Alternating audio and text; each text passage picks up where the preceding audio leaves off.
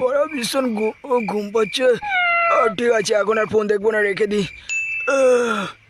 বারা ঘুমও পাচ্ছে না, কি করি?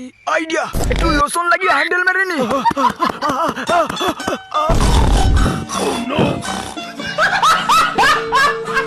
My boss arrived at work in a brand new.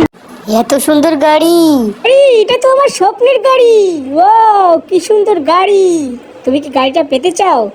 হ্যাঁ হ্যাঁ, আমিও পেতে চাই। তাহলে কিছু করতে হবে না, তোমার বিচি দুটো আমাকে দিয়ে দাও। জানুকে SMS করি।